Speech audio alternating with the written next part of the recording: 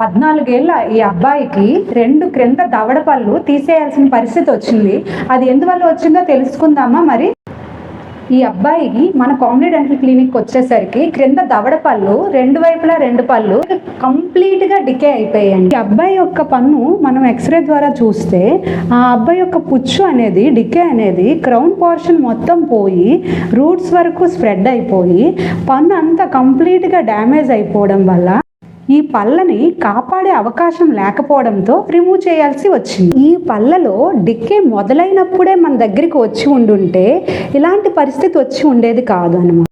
సమయానికి ట్రీట్మెంట్ చేసి అవసరమైతే రూట్ కెనాల్ ట్రీట్మెంట్ చేసి ఆ పళ్ళని సేవ్ చేసే అవకాశం ఉండేది. చిన్న పిల్లలకి నొప్పి వచ్చినప్పుడు మాత్రమే డెంటిస్ట్ దగ్గరికి తీసుకువెళ్ళకండి. చిన్న క్యావిటీ ఉన్నప్పుడే సరైన డాక్టర్కి చూపించి ట్రీట్మెంట్ చేయించుకోవాలి. క్యావిటీని ఇగ్నోర్ చేయకండి. ఒక చిన్న క్యావిటీ పెద్ద క్యావిటీగా మారకముందే డాక్టర్ని సంప్రదించండి. పిల్లల యొక్క చిరునవ్వుని కాపాడండి.